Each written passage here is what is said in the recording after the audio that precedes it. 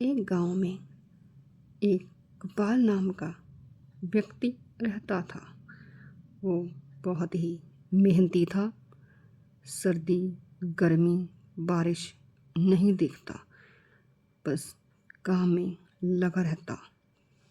अपनी गायें और भैंसों के लिए बारिश में चारा लेकर आता है। घर के लिए जब सामान लेने दुकान पर जाता तो दुकान बंद होती। अब वो बारिश के कारण और थके होने के कारण आकर घर पर सो गया। इतने में उसके सौतेले भाई ने उसे आवाज़ लगाई और वो उठकर चला गया। गोपाल, हर वक्त तुम सोते रहते हो। घर का सामान क्यों नहीं लेकर आए? तुम्हें पता है ना, घर पर सामान की जरूरत है। तुम फिर भी आकर सो गए। ये गलत बात है। हाँ, ये कोई काम नहीं करता। न काम का न काज का, दुश्मन नाज का। इसे घर से बाहर निकालो। इसे जहाँ क्यों रखा है आपने? इधर बारिश भी पहले से भी ज़्यादा तेज होने लगी। इधर गोपाल और शीला को एक घर से गायें देकर ही वहाँ से निकाल दिया और कुछ भी घर से उसे ना दिया, ना घर का हिस्सा ना कुछ और। इधर शीला गोपाल से कहती है कि अब हम मेरे मायके में चलते हैं, वहाँ पर जाके रहेंगे। इधर वो अपने मायके के घर में जो खाली पड़ा था वहाँ पर आ जाती है। कुछ दिनों बाद बारिश बंद हो गई। इधर उसकी गाय लाजवंती चारा खा रही थी। जो चारा था घास थी, इतनी ही थी। गोपाल अपनी गाय से बातें करता, प्रेम करता, उसे सहलाता। अब उसने सोचा कि क्यों ना गाय को बाहर जंगल की तरफ घास खाने के लिए ले जाऊं।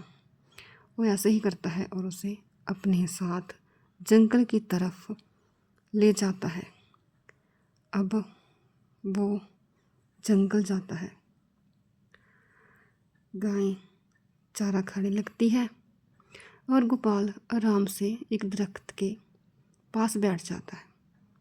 वो सो जाता है, उसे नींद आ जाती है। गाय घास चरती चरती आगे चली जाती है। इतने में एक चिड़िया आती है। वो जब बोलती है तो गोपाल की आँख खुल जाती है और अपनी गाय लाजवंती को ढूंढने लगता है।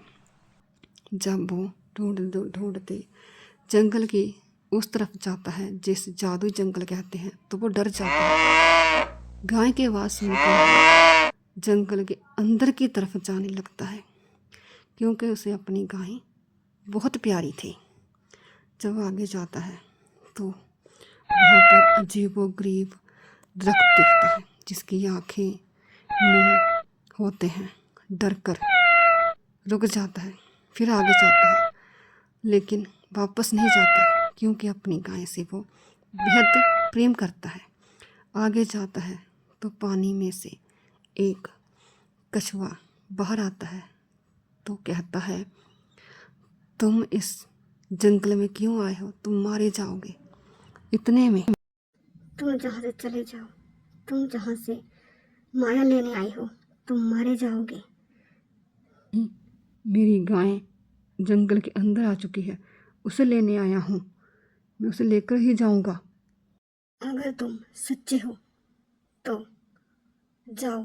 सिर्फ जंगल में सच्चा इंसान ही अंदर जा सकता है। जाओ। आगे बहुत ही मायावी जंगल था। सोने की मोहरें, सोने का दरख्त था। इतना सोना लेना है, ले जाओ, ले जाओ, ले जाओ। इस तरह की आवाज़ें सुनकर वो डर जाता है, लेकिन वो पीछे नहीं मुड़ता, आगे चला जाता है। वहाँ से कुछ भी नहीं लेता। सोना धन ले जाओ, ले जाओ, ये सब आपका है, तुम्हारा है, ले जाओ, ले जाओ।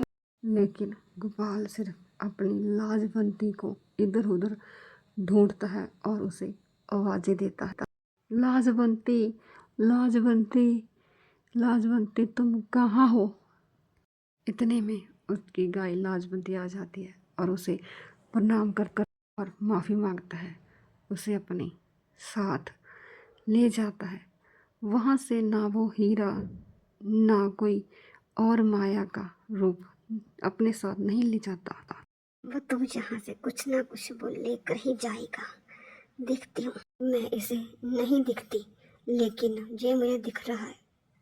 इसने तो कुछ भी नहीं उठाया। अरे गोपाल, मेरी बात सुनो। बोलिए माता जी, क्या काम है? जादुई छड़ी लो। इससे तुम जो चाहो वो ले सकते हो। ये जादुई छड़ी सिर्फ ईमानदार लोगों, सच्चे लोगों को ही मैं देती हूँ। और तुम जहाँ से जल्दी जल्दी बाहर हो जाओ। इधर उसके घर में लोग आने शुरू हो गए, क्योंकि लोगों को ये लग रहा था कि अब नहीं आएगा। इतने में गोपाल और उसकी गाय आ जाती है और उसे पूछते हैं कि तुम कैसे आई यहाँ पर। और गोपाल उसे कहता है, मैं ठीक ठाक हूँ, मुझे कुछ नहीं हुआ है।